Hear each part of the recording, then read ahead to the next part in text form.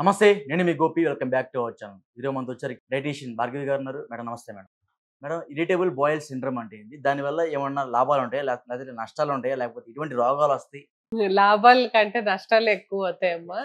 First irritable బowel syndrome అంటే ఏంటంటే, కడుపులో ఎప్పుడైతే ఈ డైజెస్టివ్ ఇష్యూస్ పర్టిక్యులర్ ఉన్నాయో, ఆ డైజెస్టివ్ సిస్టమ్‌లో ఎప్పుడైతే ఈ స్పైసీ ఫుడ్ అంటే తింటామో, అప్పుడు అది గ్యాస్ట్రిక్ సమస్యగా టర్న్ అయ్యి, స్టమక్‌లో విపరీతమైన అల్సర్స్ లాగా ఫార్మ్ వస్తుంది. కడుపులో మంట అంటారే, కడుపులో మంట వచ్చేస్తుందన్నమాట. చాలా మంది అదే తింటారు మేడం. అదే. తినకుండా ఎవరు ఉండరు కదా స్పైసీస్. అదే. తినని వాళ్ళు అట్టు ఉండరు. బట్ ఇదేంటంటే ఓవర్‌గా తినే వాళ్ళకి. ఓవర్‌గా స్పైసెస్ తినే వాళ్ళకి ఈ అల్సర్స్ మా రూపంలో కెమెరామెన్ బాగా లాగా. హెల్ప్ అవుతుంది. అట్లా తింటాడు. అది. సో, అట్లాంటప్పుడు ఏం జరుగుతుందనంటే కడుపులో విపరీతమైన మంట, తర్వాత ఈ తేన్పులు లాంటివి రావడము, లేదంటే నొప్పి పుట్టడం లేకపోతే నొప్పి, భరించలేకపోవడం, వామిటింగ్ సెన్సేషన్స్, డయేరియా కూడా అవుతాయి కొన్ని కొన్ని. అదే జీర్ణ వ్యవస్థ సరిగా ఉండదు. జీర్ణ వ్యవస్థ ఎప్పుడైతే సరిగ్గా లేనప్పుడు ఈ డైజెస్టివ్ ఇష్యూస్ ప్రాపర్ గా ఉన్న వాళ్ళకి అన్నీ తినకూడదు. చాలా తక్కువ స్పైసెస్ వేసిన ఫుడ్డే తినాలి. తక్కువ స్పైసెస్ వేసిన ఫుడ్ పైగా అన్ని తినడానికి కూడా ఉండదు. ఉమ్. చాలా పర్టికులర్ ఫుడ్సే తీసుకోవాలి వీళ్ళకంటే. వీళ్ళకి పర్టికులర్ ఫుడ్డే తీసుకోవాలి. అదే ఫుడ్ మెయింటైన్ చేయాలి. అది కాకుండా ఇంకేది తీసుకున్నా వాళ్ళకి ప్రాబ్లమ్స్ ఇస్తాయి అన్నమాట. కొన్ని సార్లు అంటే ఫుడ్ అలర్జీస్ కూడా ఇలాంటి వాళ్ళకి ఉంటాయి. ఇలాంటి కేసు ఒకటి నేను డీల్ చేసినప్పుడు ఏంటంటే ఆ పేషెంట్ పాపం ఈ కీరా దోసకాయ రిలేటెడ్ ఫుడ్ ఏది పడదు. వాటర్ రిలేటెడ్ ఫుడ్ ఏమి వాళ్ళకి ఇవ్వకూడదు అని చెప్పారు. ఓకే, మరి ఎప్పుడు ఏం తీసుకున్నారు మేడం వాళ్ళు? అది కాకుండా ఇంకొకటి రీప్లేస్ చేశాను. లైక్ క్యారెట్, బీట్రూట్స్ ఇలాంటి వాళ్ళకి హెల్ప్ అయినాయి. ఈ కీరా దోసకాయ లాంటివి మాత్రం ఇవ్వలేదు నేను. సో ఇంకోటి మేడం, ఈ ఇరిటబుల్ సిండ్రోమ్స్ అంటే లైక్ చాలా మంది ఏంటంటే లేడీస్కి కొంచెం అంటే లైక్ మనం ప్రజల్లో లైక్ బస్సులో వెళ్తా ఉన్నప్పుడు వాడు సడన్గా టాయిలెట్ రావడం కానీ లేకపోతే సడన్గా వాష్రూమ్కి వెళ్ళడం కానీ అలాంటివి కూడా వస్తాయంట దీనివల్ల. సో దానివల్ల వస్తే ప్రాబ్లమ్స్ కదా వాళ్ళకి. సో రాకుండా ఉండాలంటే ఏం చేయాలి? కొంతమందికి ఏంటంటే అలాంటి వాష్రూమ్ కి వెళ్లాల్సిన పరిస్థితి వస్తే అది కొంచెం కాంప్లికేటెడ్ అనే చెప్పాలమ్మా. ఎందుకంటే మనం నలుగురు వెళ్తా ఉంటాం బయటికి అలా. అదే ఇరిటబుల్ బowel సిండ్రోమ్ లో ఏంటంటే కాంప్లికేషన్స్ లో వచ్చేదానికి ఎక్కువగా ఈ బయట భోజనాలు లాంటివి చేస్తారు. బయట భోజనాలు చేసినప్పుడు వాళ్ళకి మనం చెప్పలేము ఇట్లా పర్టికులర్ గా ఇలా కావాలి, ఏది అవైలబుల్ ఉంటే అవే తింటాం. సో అలాంటప్పుడు ఏంటంటే స్పైస్ లెవెల్స్ ఎక్కువగా ఉంటే మాత్రం వీళ్ళకి చాలా ప్రాబ్లం అవుతుంది. పెప్టిక్ అల్సర్ అంటారు. ఈ అల్సర్స్ లో అదో రకమైన అల్సర్స్ లాంటివి రావడము, లేదంటే సాల్టీ ఫుడ్స్ తినడము. సాల్టీ ఫుడ్స్ తింటే బీపీ పెరిగిపోతుంది. దాంతోపాటు ఈ డైజెస్టివ్ ఇష్యూస్ కూడా వస్తాయి. సో అందుకనే సాల్ట్ అండ్ స్పైసెస్ విషయంలో జాగ్రత్తగా ఉండాలి. షుగరీ ఫుడ్స్ తీసుకోకూడదు.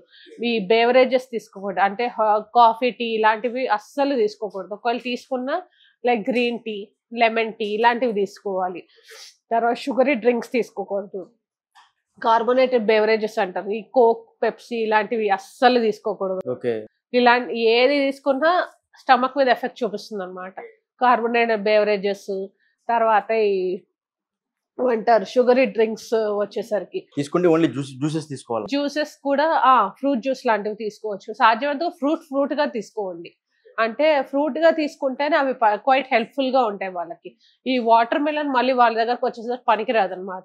వాటర్ మిలన్ ఒకటి, ఈ వాటర్ శాతం ఎక్కువగా ఉన్న ఫ్రూట్స్ వాళ్ళకి పనికిరావు.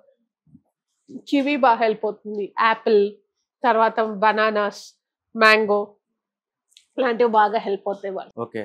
ఇంకోటి మేడం, ఈ సిండ్రమ్స్ ఉన్నప్పుడు సపోజ్ అమ్మాయి డెలివరీతో ఉందనుకో, లైక్ ప్రెగ్నెన్సీతో ఉందనుకో, పుట్టే బాబు కూడా లేకపోతే పుట్టే పాప కూడా అలాంటి లక్షణాలు వస్తాయి? నో. ఇట్స్ జస్ట్ మిత్ అమ్మా. ఇది చాలా మంది అనేది ఏంటంటే డయాబెటీస్ కూడా ఇట్లాంటివి జరుగుతాయా అంటారు. అట్లాంటిది అస్సలు జరగదు. చాలా మంది ఊహాగానాలు అవే. అవును.